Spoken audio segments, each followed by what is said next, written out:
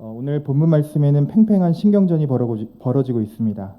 한쪽에서는 이스라엘을 구원하시기 위해 모세를 애굽으로 보내시겠다는 하나님이 계셨고, 또 한쪽에서는 그 명령을 감당하지 못하겠다고, 못 가겠다고 버티는 모세가 있습니다.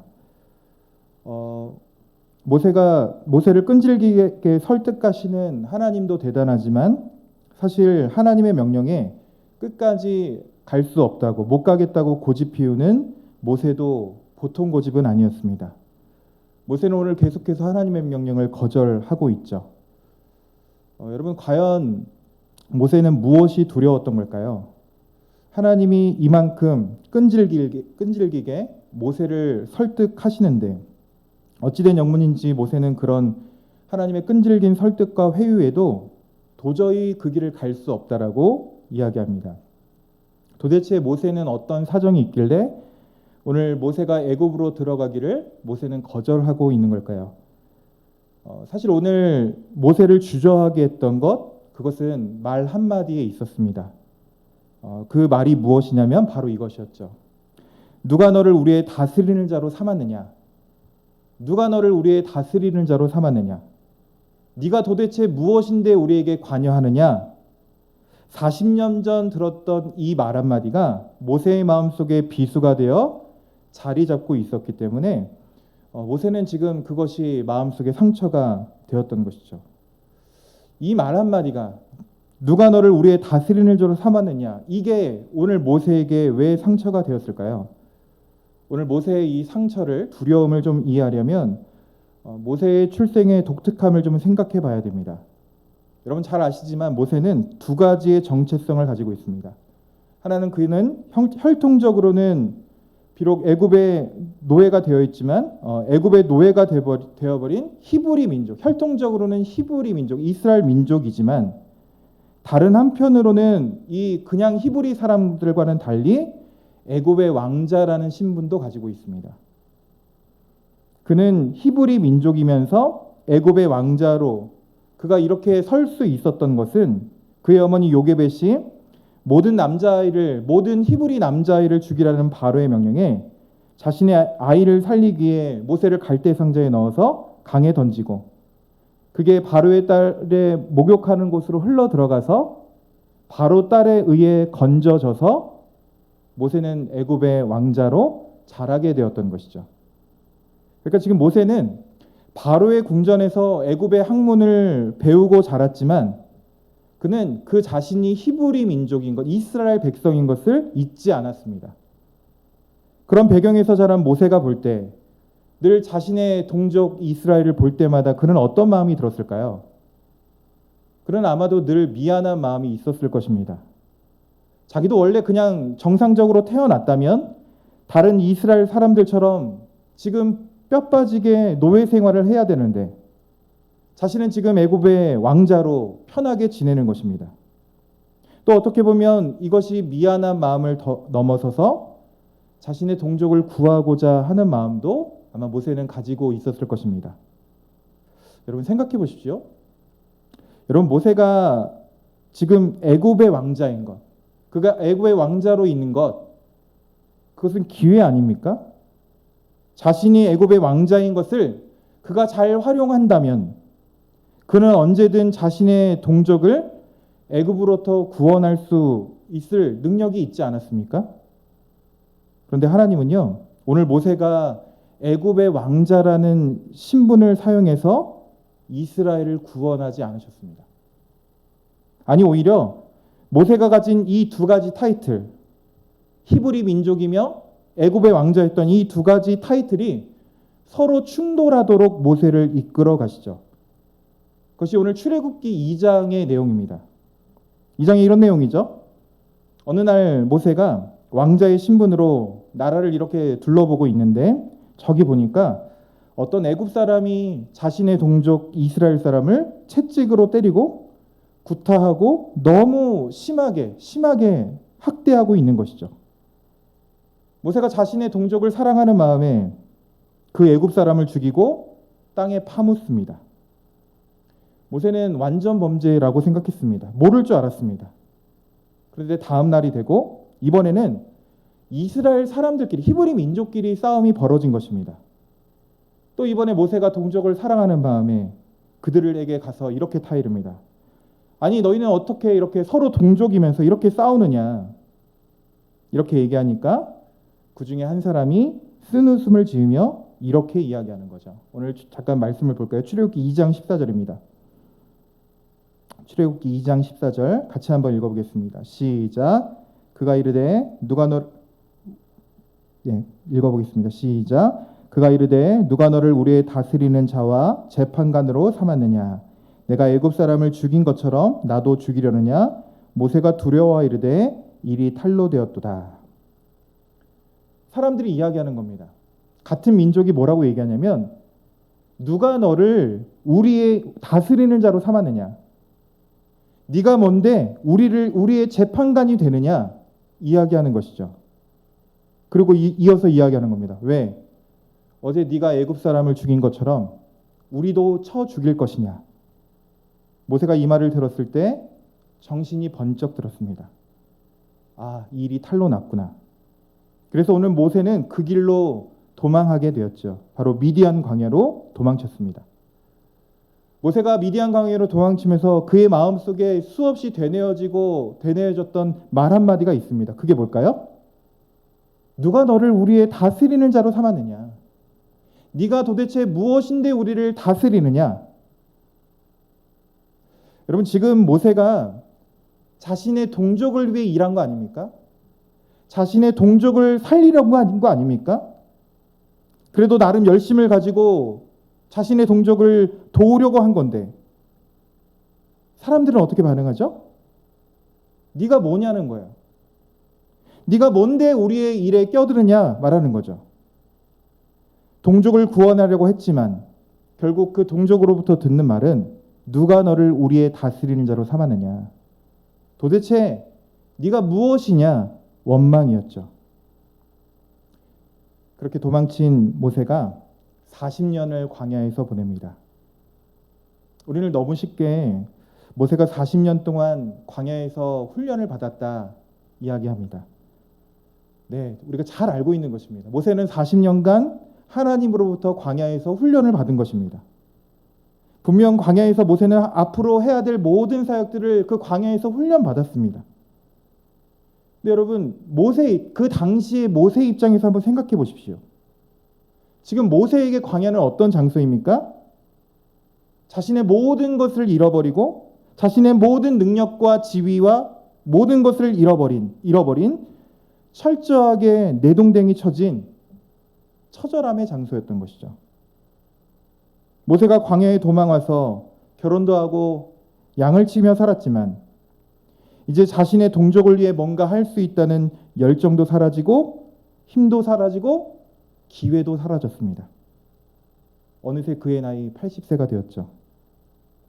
나이가 점점 들고 점점 두려운 것이 많아지기 시작했습니다.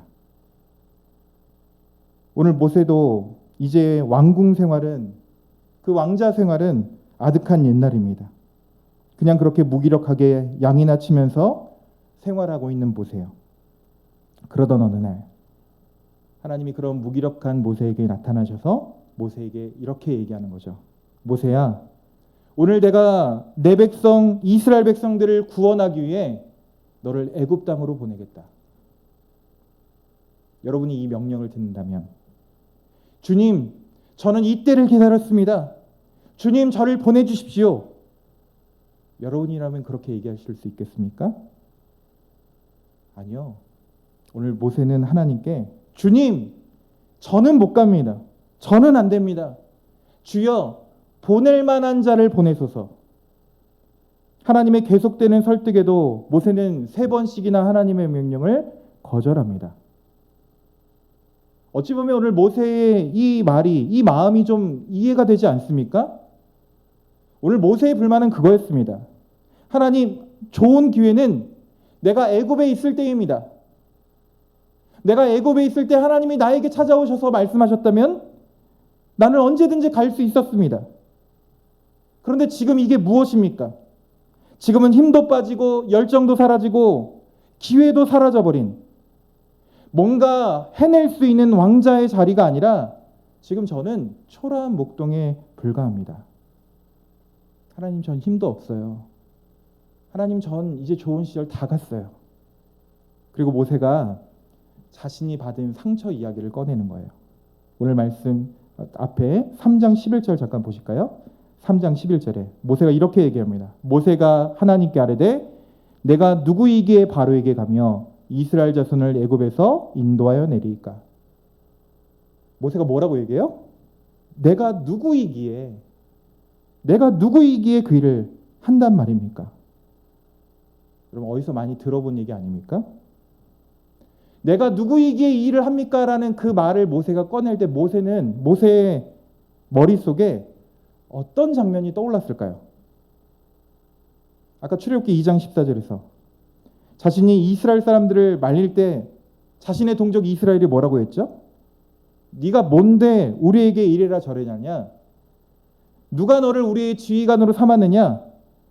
이 말이 모세의 마음속에 비수처럼 꽂혔던 거죠. 오늘 모세는요, 자신이 없는 거예요.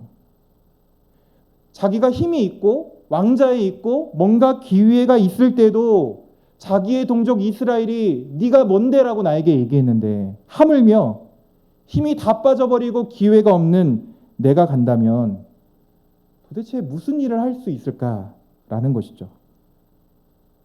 여러분, 오늘 모세의 이 항변이, 이 하소연이 어쩌면 우리가 늘 하는 고백 아닙니까? 우리가 이런 말 자주 하지 않습니까? 하나님, 내가 누구에게 일을 합니까? 하나님, 저는 말도 잘 못합니다. 하나님, 저는 능력이 없습니다. 그리고 이야기하죠. 하나님, 지금은 때가 아닌 것 같아요. 하나님, 제가 믿음이 조금만 더 생기면 해볼게요.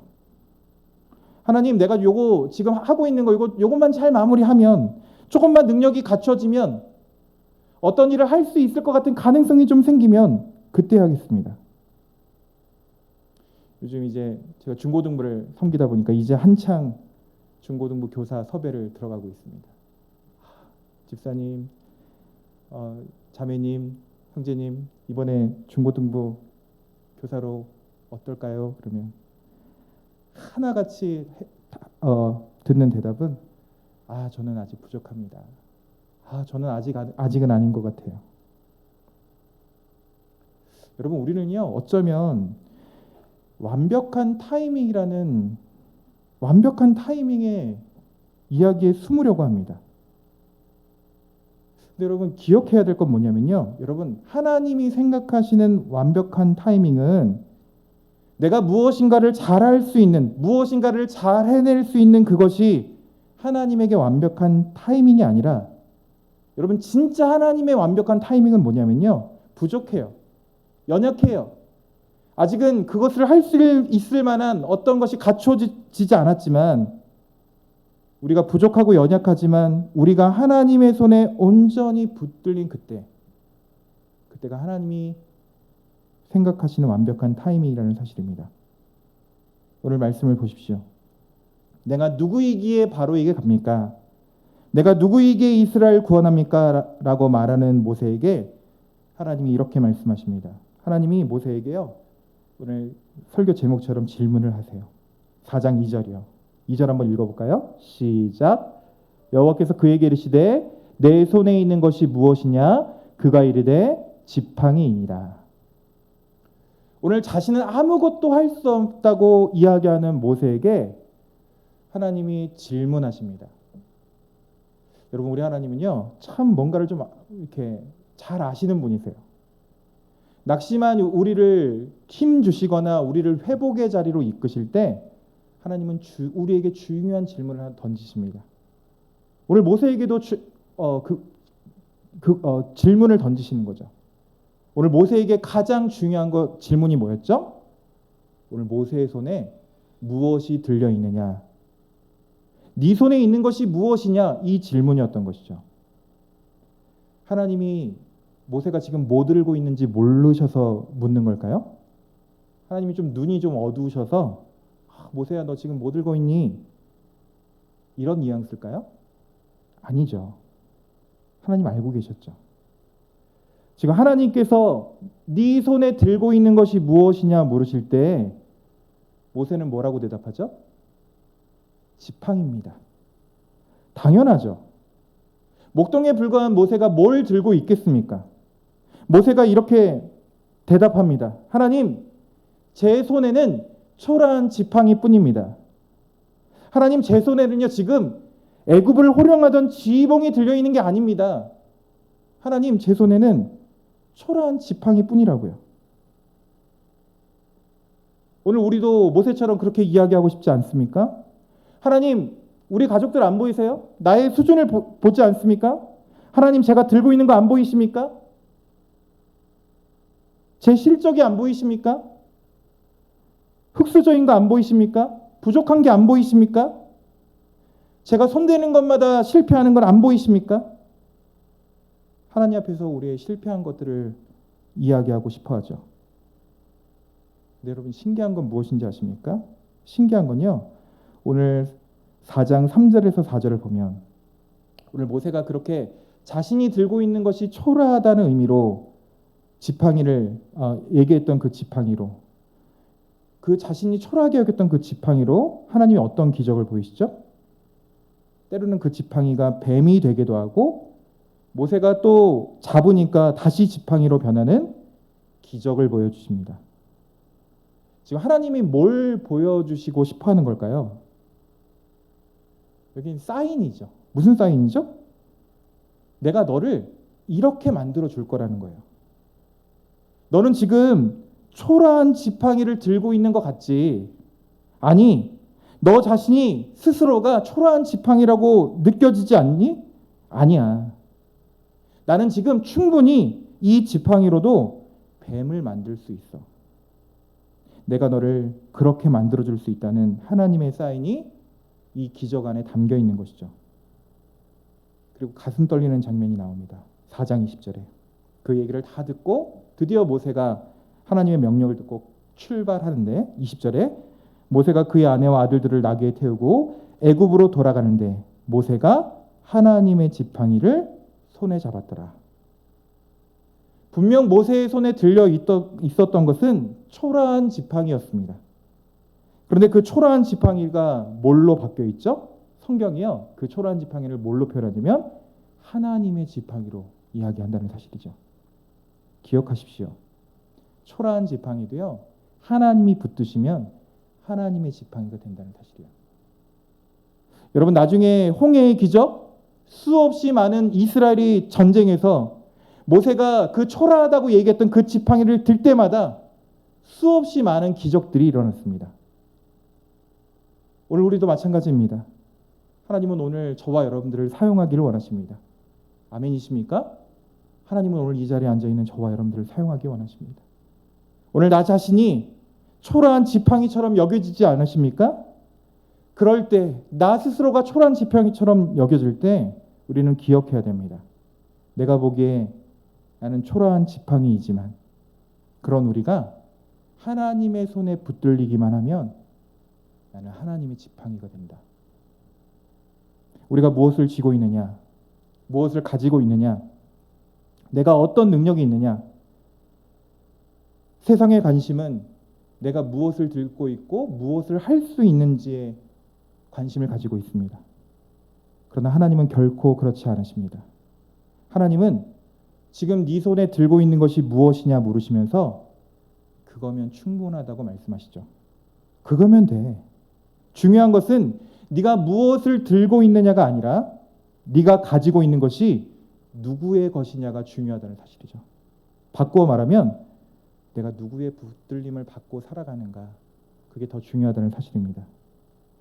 여러분, 기억했으면 좋겠습니다. 모세는 탁월한 사람이 아니라 하나님께 붙들린 사람입니다.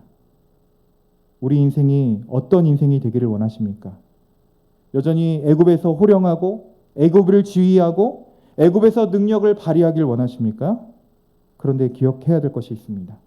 모세가 그렇게 애굽에서 호령하고 힘이 있고 기회가 있을 때는 하나님의 입장에서 보면 그런 모세는 하나도 쓸모없는 존재였다는 사실이에요.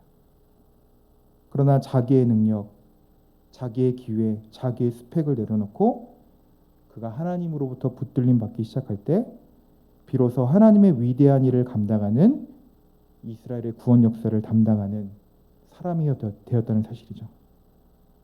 오늘 말씀이 우리에게 가리키고자 하는 가르침은 너무나 분명합니다. 우리는 하나님의 붙들린 자가 되어야 한다는 사실입니다. 내 능력이 아니라, 내 위치가 아니라, 내가 가지고 있는 어떤 기회를 가지고 하나님의 일을 하겠다? 아니요. 하나님은 그런 능력으로 하나님의 일을 감당하지 않으셨습니다. 어떨 때는 내가 가지고 있는 그 기회, 그 타이틀이, 그 기회가 오히려 하나님의 사역을 방해한다는 사실이에요. 교회가 그런 많은 타이틀을 가지고 있으면 큰 사역을 할 것 같죠? 아니요. 오히려 그것이 하나님의 이름을 가리는 경우가 더 많아요. 하나님은 그런 화려한 사람이 아니라, 화려한 교회가 아니라, 오늘도 비록 작은 모습이지만 이 자리에 나와서 주님, 저는 오늘 부족합니다. 그런데 주님이 사용하시면, 주님이 저를 붙들어 주시면 할 수 있습니다. 그렇게 고백하며 하나님을 의지하는 그 한 사람, 그 사람을 찾기 원하신다는 사실이죠. 하나님은 오늘 저와 여러분에게 모세에게 질문하셨던 것처럼 우리에게 물어보실 것입니다. 네 손에 들고 있는 것이 무엇이냐? 여러분이 들고 있는 것은 무엇입니까? 애굽의 화려한 지휘봉이 아니어도 괜찮습니다. 대단한 기회가 아니어도 좋습니다. 대단한 지위가 아니어도 좋습니다. 능력도 아닙니다. 지팡이면 충분합니다. 여러분, 오병이어의 사건을 기억하십니까? 예수님이 제자들에게 물으십니다. 이제 말씀을 듣고 배고파하는 무리들을 보며 제자들에게 물으시죠. 너희에게 무엇이 있느냐? 제자들은요, 불가능하고 턱없이 부족하다는 투로 물고기 2마리와 떡 5개 뿐입니다. 무슨 의미가 담겨 있을까요? 이걸로는 부족하다는 거죠. 이걸로는 턱없이 먹일 수 없다는 것이죠. 그런데 예수님이 어떻게 하시죠? 그들이 가지고 있는 물고기 2마리와 떡 5개로 5,000명을 먹이시고 12광주리를 남기시죠.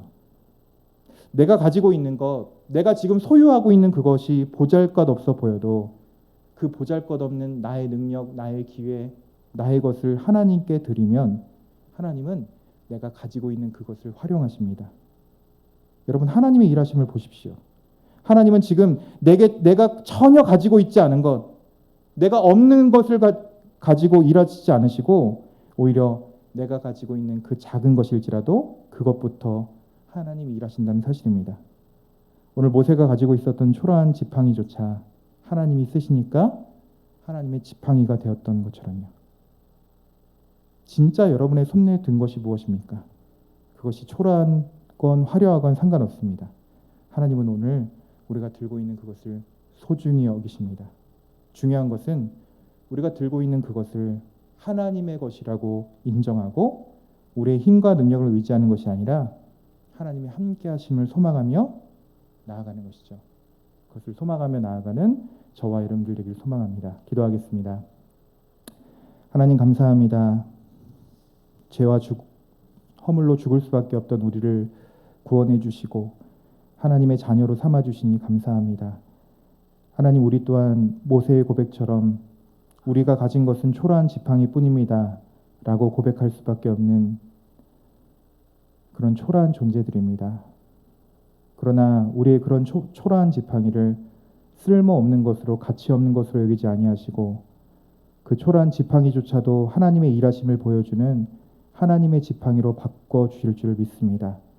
하나님, 우리 손에 대단한 어떤 것이 들려있지 않더라도 능력이 없다고 자책하거나 낙심하는 것이 아니라 우리의 손에 있는 것이 하나님의 것임을 인정하며 우리의 능력이 아니라 하나님만 의지하는 우리의 믿음이 될 수 있도록 인도하여 주셔서 날마다 하나님과 동행하며 믿음의 자리 가운데 나아가는 우리의 삶이 될 수 있도록 날마다 우리를 붙들어 주옵소서.